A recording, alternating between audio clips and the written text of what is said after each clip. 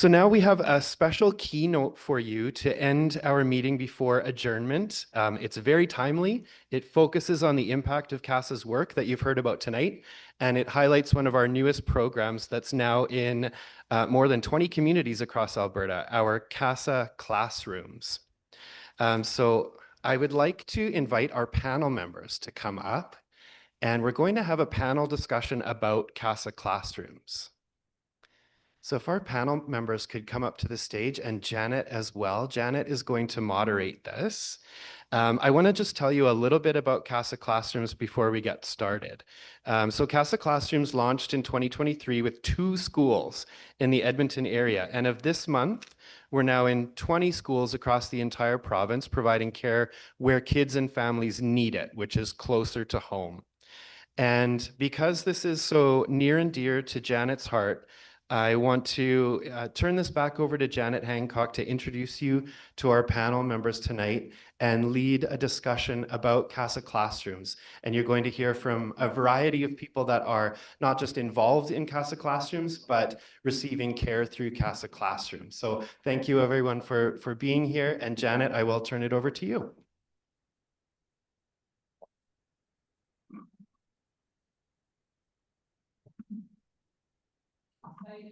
We'll just get your mic up first. Sorry, we just need a microphone. Thanks. Sure. As I mentioned earlier tonight, we're very excited to have Kenzie and her mom here, all the way from Fort McMurray, and to share their story. And so Kenzie, her mom is Brittany. And then we have a mental health therapist who works for CASA at Guthrie School, Caitlin, Josie. Jess Ryan, who's the CASA Classrooms Therapy Support Assistant at St. Gabriel School and has a special relationship. It's a bit confusing, sorry. That one's in Fort McMurray and has a special relationship with Kenzie. And then Shelley Greenwood, who's the Director of Learning Services for Sturgeon Public School Division. So our first question is to Kenzie and Brittany. Thank you for being here to improve family mental health in Alberta by sharing your story. Before CASA Classrooms came into your life, can you tell us what you were experiencing in your home and your lives? What was happening? Hello, can you hear me? I think before CASA, we were kind of at a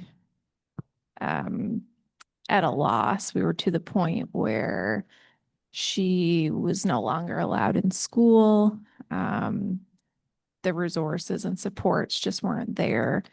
So we went almost, it was grade 8, so not last year, the year before, from November to April, where she had been kicked out of school.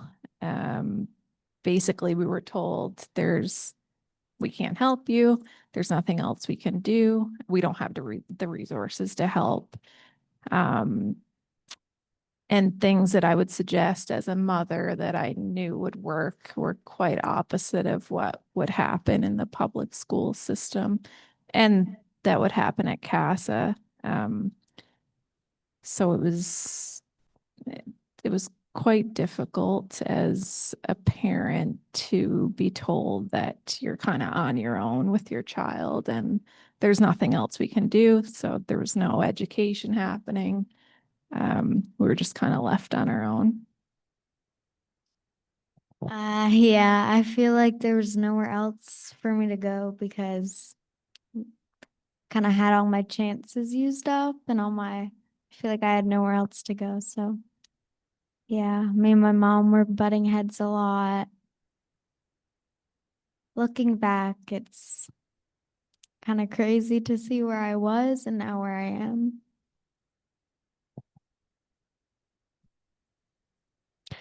Is there anything you want to add? Anything? Tell us a bit more about what school was like. At school, I had really bad anxiety about going into school because I'd been switched classes. I didn't want to be called on, and my teachers weren't really in the loop about my situation, I guess. And I wasn't really getting the opportunity to learn the way I felt would work for me. And yeah. Can you talk a little bit about it? If you can't, it's okay, but about getting kicked out of school? Yeah, so I got kicked out, which was a big surprise, but at the same time, looking back now, I'm like, okay, that's not really a big surprise.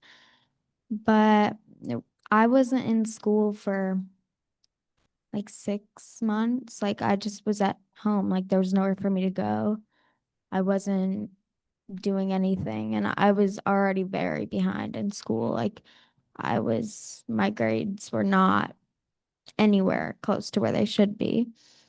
And so I already had a big learning gap, and me not being in school for half the year definitely affected my grades and my learning a lot. Thank you. How did you hear about CASA classrooms, and why did you feel it was the right place for you and your family?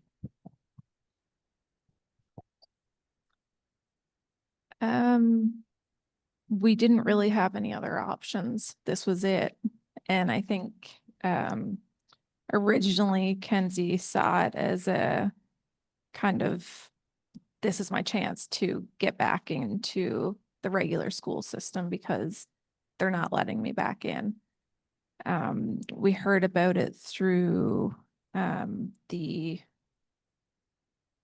mental health coordinator, I believe, in the Fort McMurray Public School District. She was like, I think there's something coming that might work for Kenzie. So at this point, she hadn't been in school for months. At this point, it was towards the end of grade 8. And I think it had just gotten announced that it would be in Fort McMurray that fall. So we were like, we'll try anything at this point. We had, like I said, we were left on our own. So we were looking for places in Alberta we could send her. Is there boarding schools? Is there a private institution we can pay for? Like we didn't really have anywhere else to turn. What was happening at home for you? At home?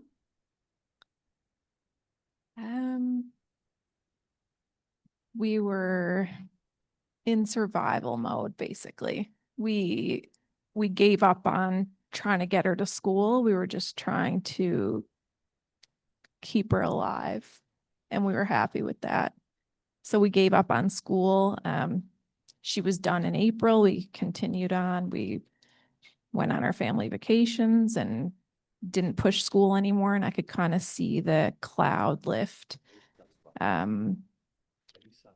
off of her once that pressure was gone to be in school. So at this point, I didn't know about CASA. We had just given up on education. We were okay with her just being okay.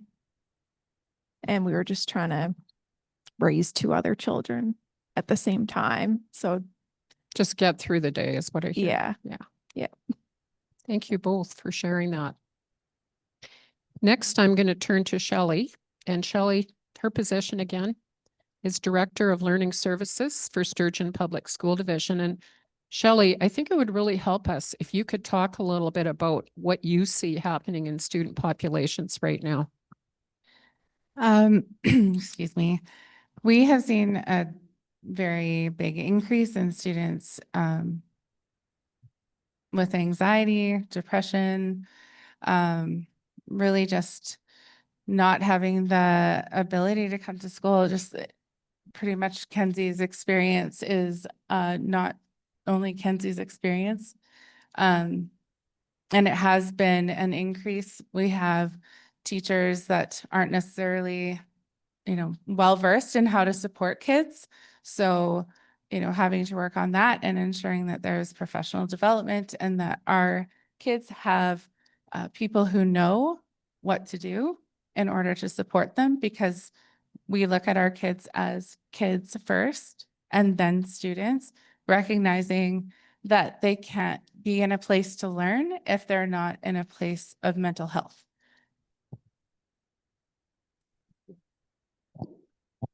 I know you were very supportive of having the CASA classroom in your school division. Can you explain why?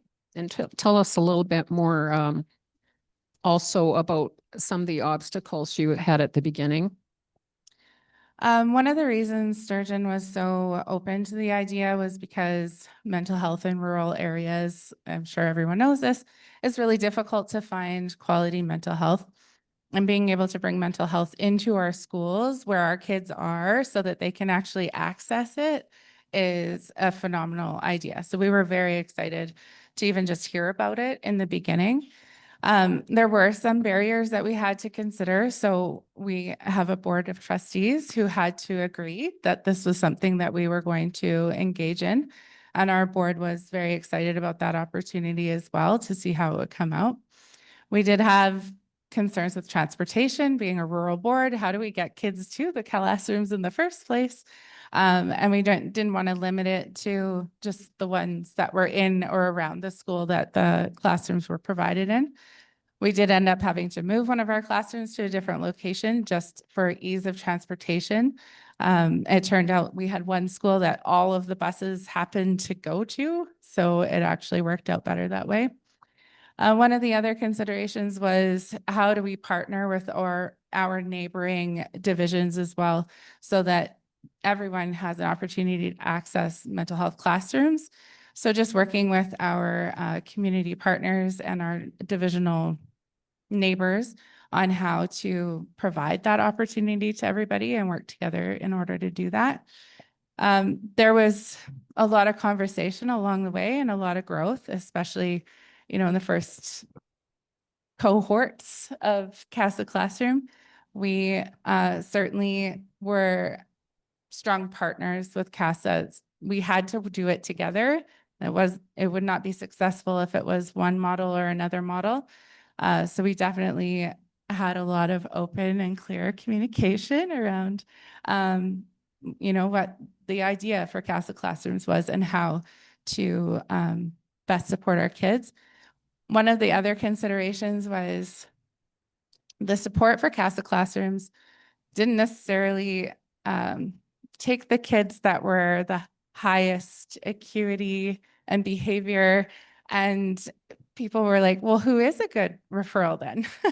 So we had to work pretty hard on ensuring that we could make appropriate referrals to CASA Classrooms so that our kids could be successful and so that CASA Classrooms could stay within the mandate that they had in order to be a successful launch. I just want to pick up on one thing you said, because I think it was quite a departure from normal protocol, and that is that you had to work across school jurisdictions.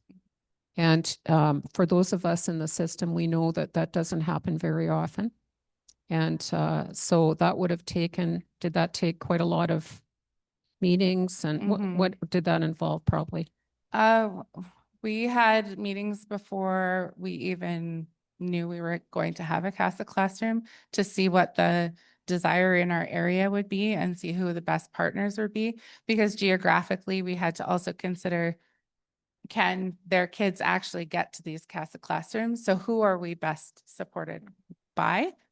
And it did take communication again around what's an appropriate referral. How do we get the referrals in? How do we support kids and building an appropriate cohort across divisions and things like that?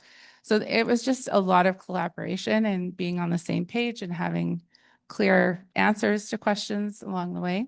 Okay. Thank you. Thank you for that. To Caitlin and Jessica. So Caitlin and Jessica, Caitlin is a mental health therapist and Jessica is a therapy support assistant. So first of all, to Jessica, could you please describe a CASA classroom? How are CASA classrooms different from regular classrooms? Okay, so CASA classrooms are different in that mental health truly comes first and academics are a close second. So the kids do some numeracy, they do some literacy, but the focus is truly on that therapy and the social emotional learning curriculum. So the kids who come into our classrooms are, often like Kenzie here, struggling with anxiety, and they get caught up into this loop of, I have so much anxiety, I can't focus in school, but I can't focus in school because I have so much anxiety. And it's just this really vicious cycle. And we get to kind of work really closely. Our classrooms only take a max of 12 kids. And we get to work with them really closely and building those skills that help them cope when they go back to their bigger classrooms and makes them better able to learn. And I think that's important for people to know. It's a transition type of program to give kids tools. Would you agree? Yes, 100%. We have a pretty big transition and follow-up after their time in the classroom. So they spend 5 months in the classroom and then 5 months with a whole transition plan still under the CASA team, being involved with their homeschools and working with the homeschools to make sure the transition plans are being followed and the kids still have what they need, and support for the families as well. That's great. Thank you very much, Jessica. And Caitlin, can you talk a bit more about what the presenting behaviors and conditions are that would make a child a good fit for a classroom? Yeah, absolutely. So we have a range of different referrals from students and families who are experiencing significant mental health concerns. A lot of the kids that come to us, they are really at a loss and they don't know where else to go. They are experiencing severe anxiety, depression, other mood disorders, trauma. And so we just really want to provide a space for them where they feel safe, seen, heard, because they're kind of battling with all these range of different type of like really big challenges, whether it's lower self-esteem, emotional regulation. They have so much anxiety. They have a difficult time going to their regular classrooms, and they feel really discouraged because they haven't found a place where they have felt supported in the right way or set up for success. And so we really just try to work with our kids to be able to meet the ranging individualized needs that we see in a classroom. So it really is different based on each cohort. But it's grades 4 to 12. So that is kind of the age range that we see. But it really is different each cohort of what type of referral we get. I think that leads into a good question. So how would you work with students with different needs? So like as a mental health therapist, I work with the kids on an individualized basis as well as group therapy. Based on a child and adolescent's brain development, I like to use a bottom-up approach. So I use a lot of creative techniques. I do play therapy with them, sand tray therapy. We do music therapy group, eco-therapy. I try to like incorporate culture into the different types of modalities that I use. And I really want to help build a sense of advocacy for the kids. So I help them collaborate with me on what their treatment goals look like, because ultimately we want them to be set up for success. We want them to feel pride in all the hard work that they've done. So we really try to make it a whole team effort to make sure that they feel confident in who they're becoming. Now, you showed me a very fascinating to me tool that you use to get kids to tell their own story. Can you talk a little bit about that? Yeah. So, yeah, it was lovely to have you in my office. You got to visit our classroom. But I do sand tray therapy. So, I have a giant sand tray coffee table in my office where I have a range of miniatures where kids can express their experiences in the sand without it having to be too personalized. They're able to have some safe distance from their traumatic experiences that they've experienced. So it's a really unique, different type of therapy that that students really love, whether it's children to teenagers. They all really gravitate towards this type of like a metaphor of a therapy. Thank you. And how would folks go about making referrals? So since we are in partnership with Alberta School Divisions, basically the schools might approach a family as well as the students. They'd have a conversation, see if CASA classrooms might be a good fit for them. And then the school, with everyone's consent, the school would kind of gather all the required documentation and submit it to us. And then from there, we would do a pre-admission meeting where we would do some like further clinical assessments. We would meet the child and the family, see if CASA Classrooms is a good fit for them, and kind of go from there. Great. Thanks very much, Caitlin. Jessica, would you like to add anything about how you work with kids? Yeah, so my role is a bit different from the mental health therapist role. So I work as a therapy support assistant. So I'm in the classroom all day, every day with the kids. And that really allows for us to catch behaviors in the moment. So, you know, your kid is working through their math booklet and all of a sudden they get to a question that they just can't get. So they start getting frustrated and elevated and like really upset. But you can jump in and say, hey, I can see you're getting really frustrated right now. So remember that thing that we talked about last week? Like, let's try that, like take a deep breath thing. I'm like, okay. So they can do that. And then, okay, so now we've kind of calmed ourselves down again. Let's try this again. And so it kind of really allows the kids to learn those skills in the moment and see how they work in the moment. And on the flip side of not being academic, you can jump in when they're having like issues with, say, another student. And you know, talk about, okay, we talked about conflict resolution skills, so this might be a good place we can draw from. Yeah, so yeah, that's a lot of what I do is Oh, that thank you. milieu therapy. Thank you very much. We're back to Kenzie and Brittany. Kenzie, can you tell us what your first day was like in the classroom, please? Yeah, so when I first heard that I was going to CASA, I was like, Mom, are you sure? Like, I don't know about this. I was very nervous. I did not know what to expect. Like, I thought it'd just be like a normal classroom, but inside a different school. And I was like, okay, I'll go. So my first day, well, at first it was like individual, every student went in on their own, so I didn't see anyone. I just went in and everyone had their names on their desk, so got to see where I would sit on the first day. And I got to meet my teachers, my therapist, and then after that I was like, okay, I'm not so nervous. I can do this. Like, it's 5 months. I just got to get through it. So yeah, I wasn't too nervous. And then the first day, we kind of met everyone. We talked about what we would be doing, like the SEL stuff and the curriculum. And I was like, okay, this isn't too bad. And we did team building stuff.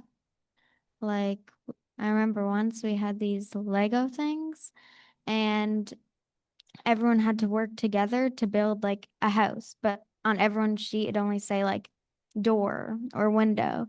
So that kind of gave us the opportunity to talk to everyone, get to know everyone, kind of like an icebreaker, something like that. And yeah.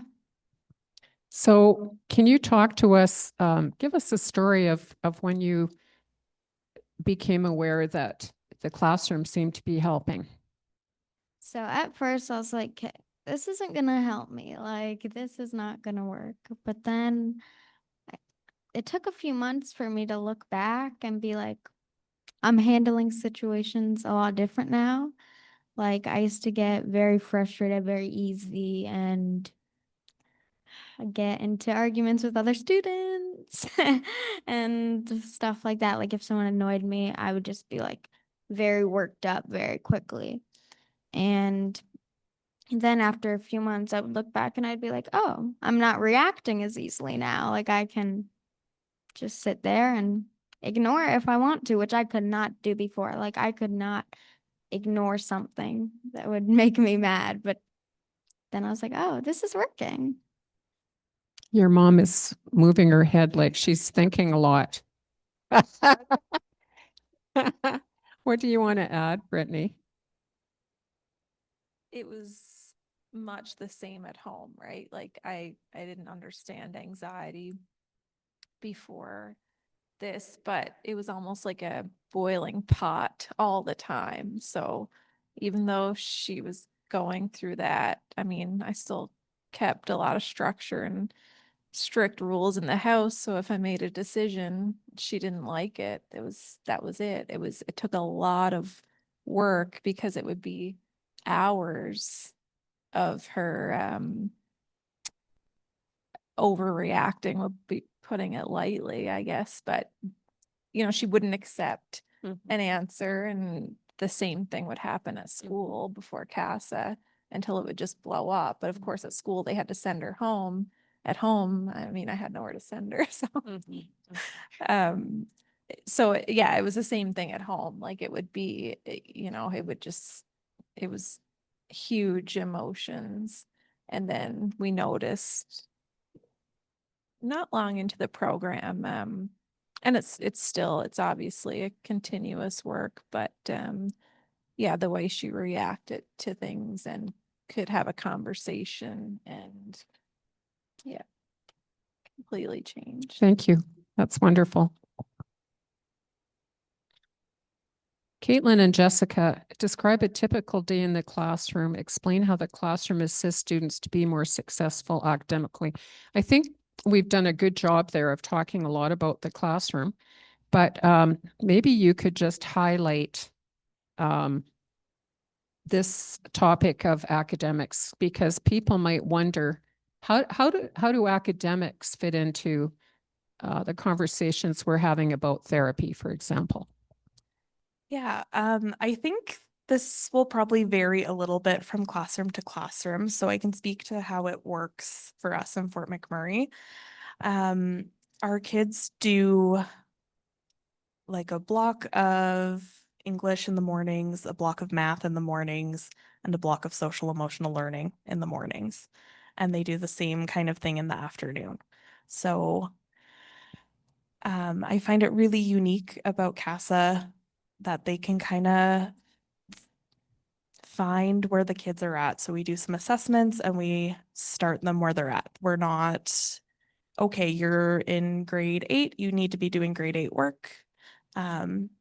Like right now, our current semester, I know they're very low. So we're starting at the basics. We're starting back at let's do some addition and just kind of building up that number sense. So that's one thing I like about our program. So getting back to the question, the academics kind of take the back seat. And a lot of parents I find get caught up in the, well, they're not doing all of the schoolwork, so they're going to fall further behind and this is going to wreck their mental health even more. When we have the stats now that say kids are learning like they're growing a full grade level in the 5 months they're with CASA, which is insane.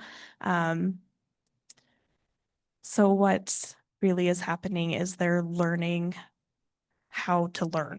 They're learning how to have the skills to focus in a big classroom, 30, 40 kids in there, which is another thing, but yeah, so they're learning. Sorry, I'm not doing a good job right now. No, I think that They're was a good learning a answer. lot.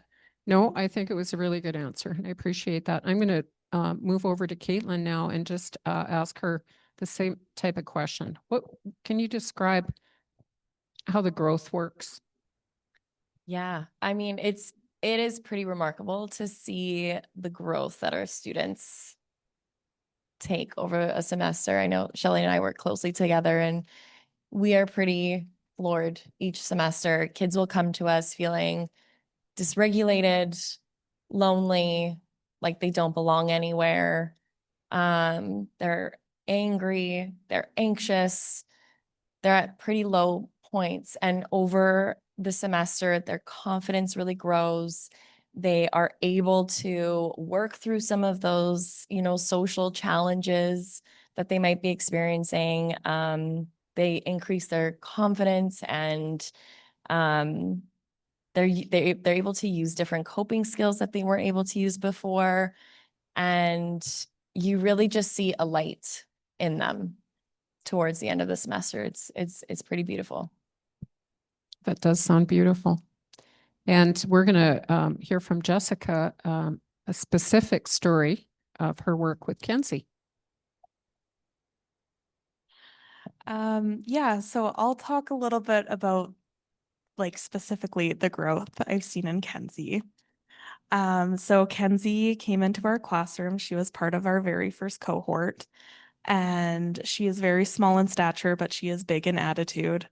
Um, she came in, we referred to her as our little firecracker. So big personality, short fuse, all of the things. And so I'd say probably around Thanksgiving is where you see this switch in the kids, and they go from being like, oh, I'm not learning anything here, this is pointless, blah, blah, blah, blah, blah, to, oh, maybe I am learning something. Maybe I do have some more patience or more skills, or I'm learning better or getting along with people. So I think it was pretty visible when that happened for Kenzie, and you see this switch from her, getting in arguments with certain students and maybe not as engaged, to becoming like everyone's biggest cheerleader. And, okay, guys, we got to lock in and we got to focus, and we're not here for no reason. We're here to do something. And so we see that whole shift happen. And yeah, Kenzie in particular, I noticed just the in most growth. So yeah, and then we had a lot of back and forth when it came to her time to transition back to her regular school. And this was like a combination of, should we go to a new school? Should we return back to our old school? Teachers kind of have this idea of who I am, and I'm not that person anymore, and I don't know if they'll get past that. So that was something we struggled with a little bit. But when it all came down to it, we decided she was going to go back to her regular school. And her teachers came in and they visited her at our CASA classroom. And she did this whole presentation for them. She had like a laminated sheet of like all the ways she's grown and all the strategies that work for her. And it was quite impressive. And she ended up going back to that school. And I think there were still some challenges with some teachers who couldn't get past some things, but ultimately, I think she went back there and she proved all those teachers wrong. And we would get reports saying, this is a whole new kid. This is not the kid we sent you. And it really warms my heart hearing that, because I could see in Kenzie from the moment I met her, like all these leadership skills and all of these good qualities that were getting overlooked. And yeah, I'm just really proud of her and how far she's come. And here she is on this big stage presenting to all of you, something she probably never would have done last year. Yeah.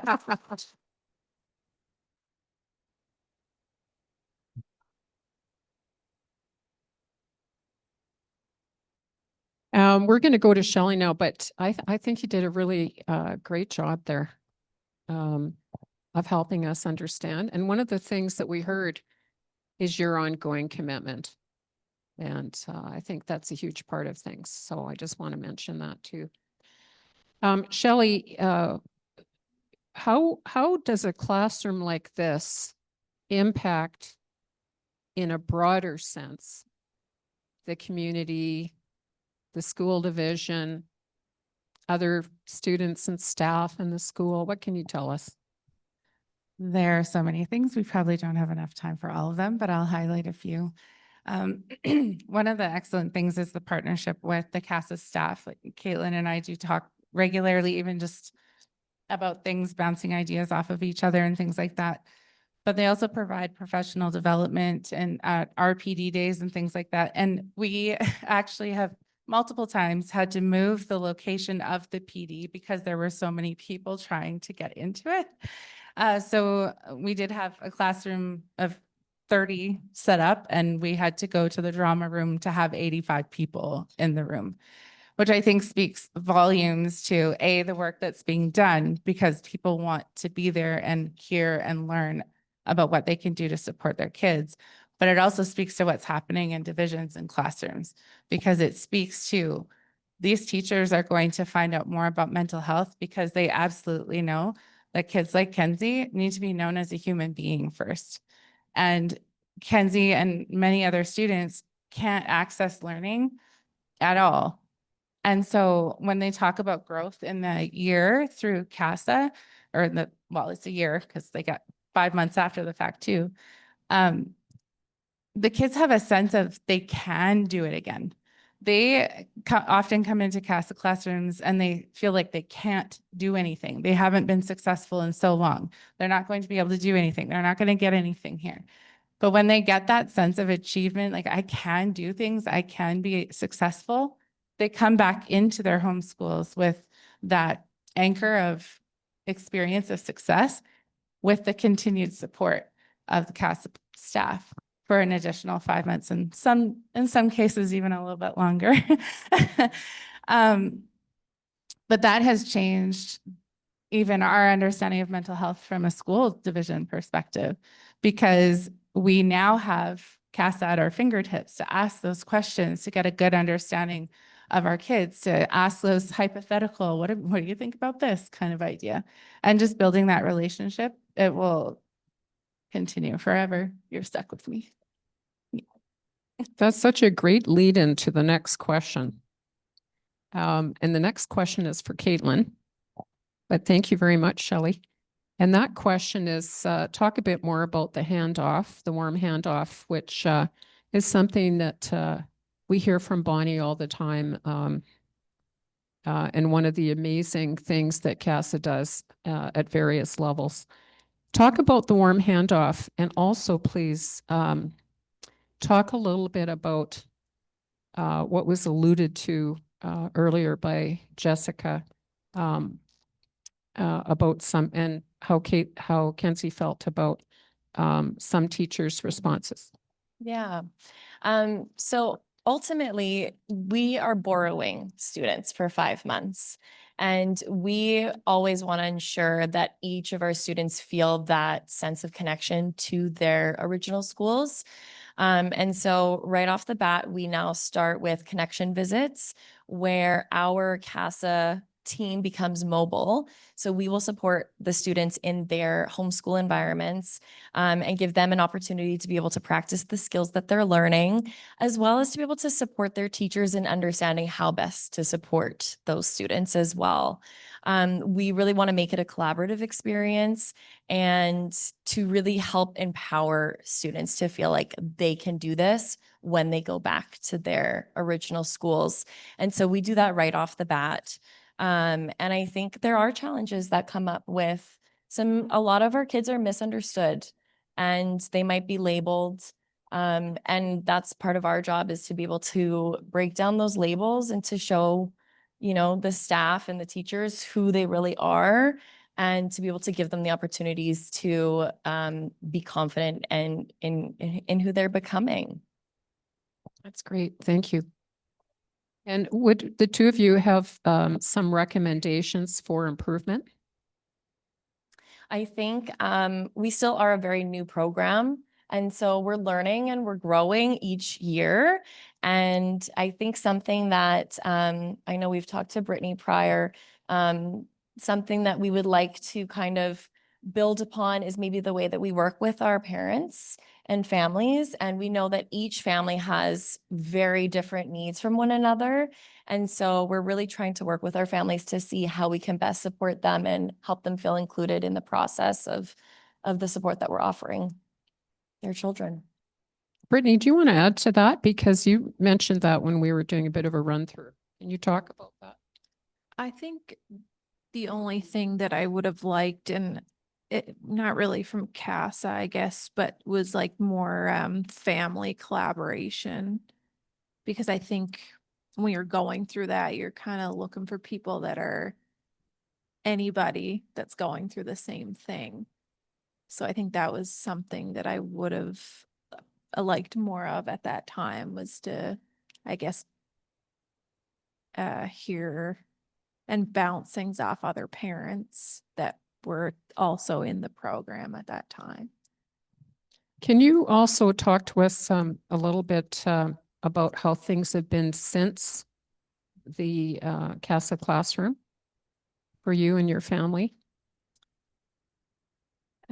It's a 360, right? So, like I mentioned before, what was happening in the public school system was, I felt opposite of what she needed. Just like an example, she decided she was feeling confident enough to join the school cheer team, but because her behaviors and her academics weren't good, they kicked her off.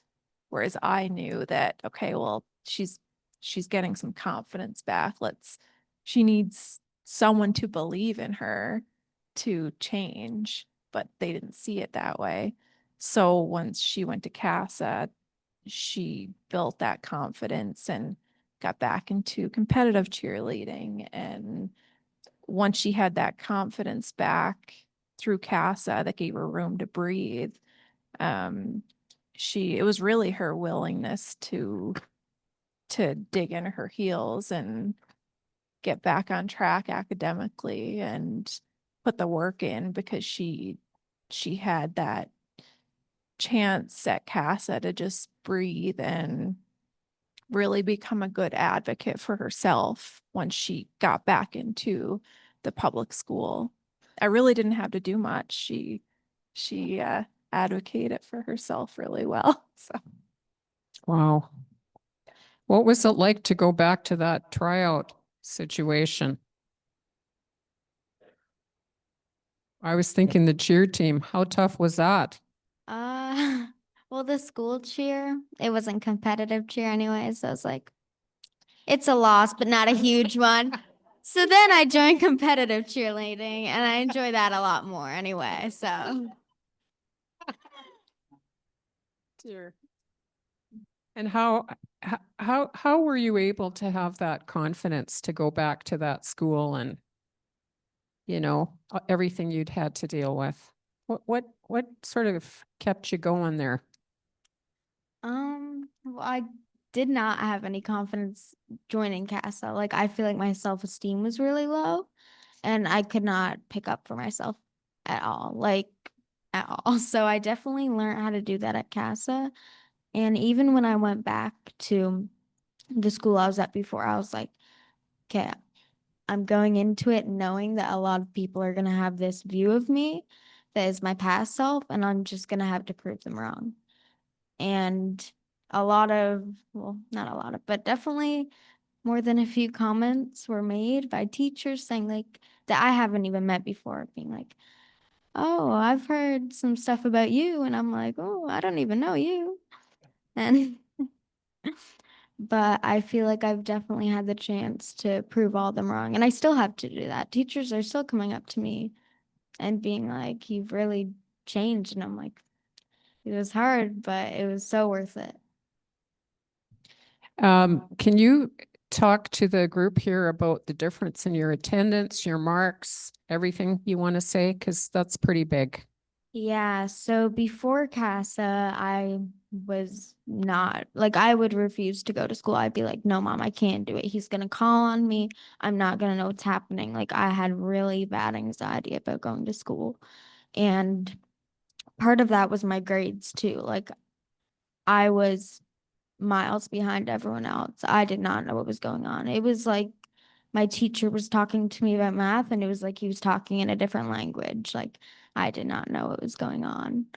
And when I went to CASA, I was like, I feel like I'm not learning a lot of math here. But then I was like, I went back to school and I knew what was happening again. I was like, oh, I learned a lot there. And yeah, my grades, I don't even remember what they were at. Not, let's just say not good. And my attendance wasn't either. But when I went back to school, my grades, I definitely had a lot of help too from Miss Jess. She would check up on me all the time, make sure everything I needed, I got. Like Miss Jessica would be like, "What do you need? What do you need help with?" I would tell her, and she was able to provide that for me. Even going back into my homeschool, I felt like I had a lot of help, and it really helped me. And yeah, fast forwarding to now and a bit of last year, I never thought I'd be able to get caught up, but I actually got on a roll last year, which was really nice.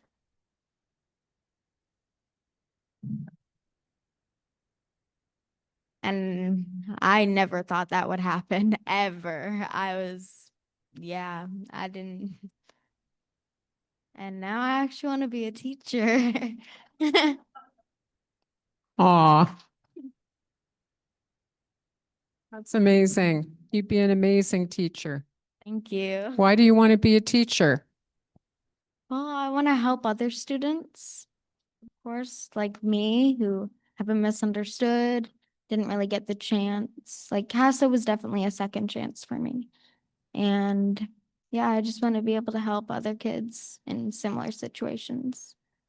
And you will. Thank you. It's at the end, we're at the end of the program. Does anyone here want to, I'm going to give the final words to Kenzie and Brittany, but does anyone else want to add anything we might have missed or anything related to other improvements you thought of or anything like that? You guys, you three?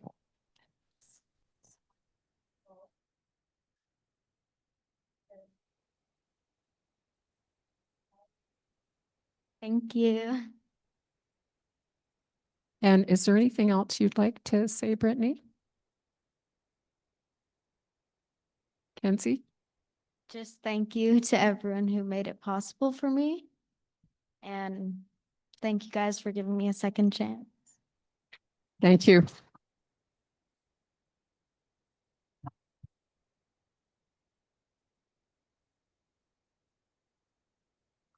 Thank you to you panelists and to everyone for the hard work that you're doing and the courage that it took for all of you to come up here tonight. And I think for our meeting tonight, that's a wrap. Thank you all for being here.